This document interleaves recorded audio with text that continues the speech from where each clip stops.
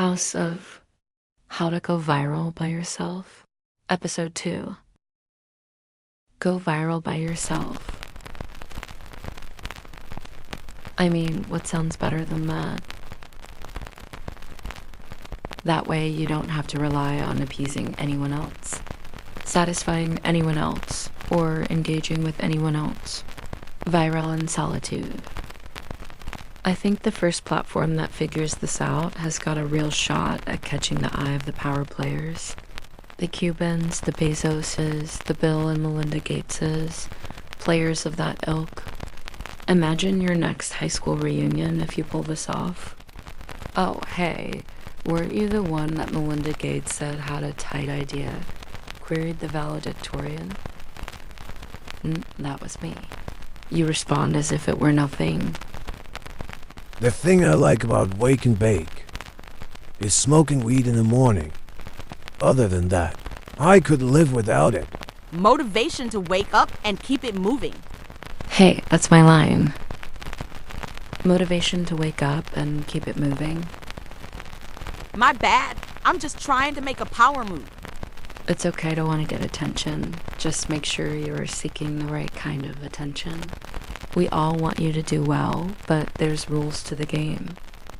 I feel you, dog. Again, my bad. 9 7-Elevens. You've never been to 9/11. Stop lying. Either action or contemplation. And that's a slight quote. Octavio Paz says something to this effect. And it's best to get the gist rather than verbatim, at least when quoting a quote. It displays you understand the concept rather than the ability to record and regurgitate. In this particular instance, if I'm being completely honest, I'm misquoting because I lost the page the quote was on. As a result, I realized I understood the gist and thus the concept. If the idea is something I believe, misquoting gains my authorship in the idea. But in this particular circumstance, since I'm also pointing this out, I'm demonstrating that this plagiaristic sleight of hand is not my goal. I've admitted to it. So regardless, be doing. If you feel that you are on Earth to develop, I believe this, so I do, or I do and need to justify my doing. They're both true. Trying to decide which is truer isn't a good usage of time. For me, right here, right now.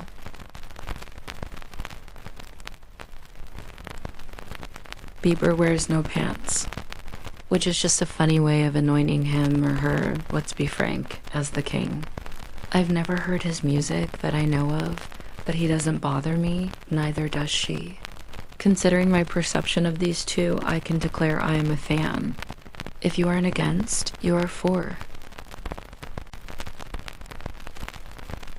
If I were a calculator, I am a calculator, but I'm not an implementer when it comes to my calculations. Fun to contemplate, but not an actor when it comes to implementing my calculations. I'm too busy playing the jazz part of it. Both muscles get extra workouts this way. When you step back and think about things like this, it's quick or quickish to realize that this is the way things work and move forward. The first example that popped into my head as I'm writing this is the moon. Specialized engineers and scientists send specialized pilots and scientists to the moon. Different divisions working together, providing their specific talent when it comes to getting at, being on, or studying the moon. The only way one can go viral on their own is to split apart into as many pieces as it takes to go viral. Or better and quicker yet, as many pieces as it takes to trigger the algorithm into assuming and fortifying the cascade that propels virality.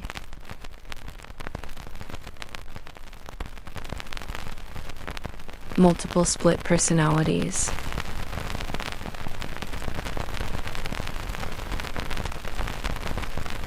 As many as your family can afford. I honestly wonder if this is how the pyramids were built, in part at least. Think about the not only doing, but outdoing. An Egyptian pyramid always knew its terminal height on the outset, though. The pinnacle's height was set in stone as soon as a single dimension was determined. As soon as the length of the foundation was set, the engineers know everything else with that single determination. The length set the width and the height, almost. The pyramids were built through competition. I don't know the history, but I'm willing to bet that the overall arch was one bigger than the last. One bigger than the last, one bigger than the last, until the pinnacle was reached, and the pinnacle became its opposite. A highest height resulting in an ending. Bedtime arrives, unannounced. I know I dozed off, ramble writing about the pyramids. I'm scared to replay it, which is a pretty fun idea. I replayed, cleaned up barely anything. I can conclude with this dot: the pyramids flew too close to the sun. Their aspirations led to their demise. Maybe vanilla smells. As an obsessive, it's okay to put out mediocre work. Giving up under these circumstances shows the most fortitude, which is what an audience reacts to on a cellular level. Demonstrations of struggle and strength. I should know I have over 281 subscribers currently.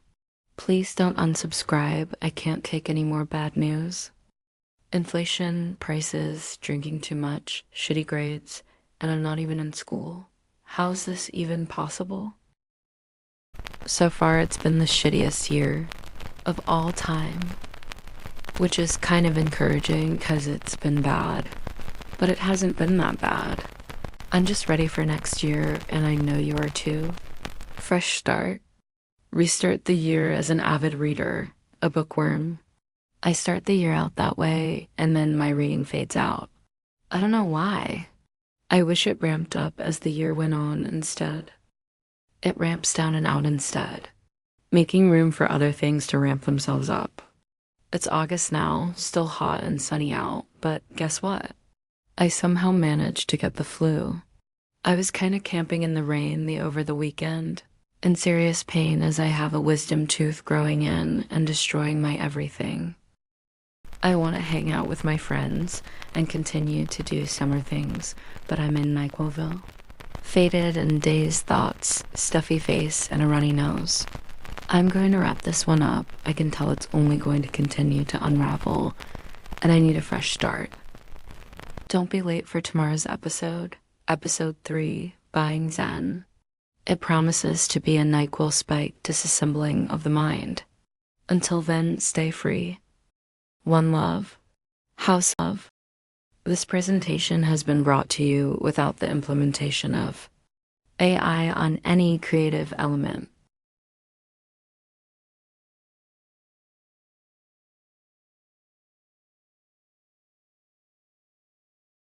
Peace out.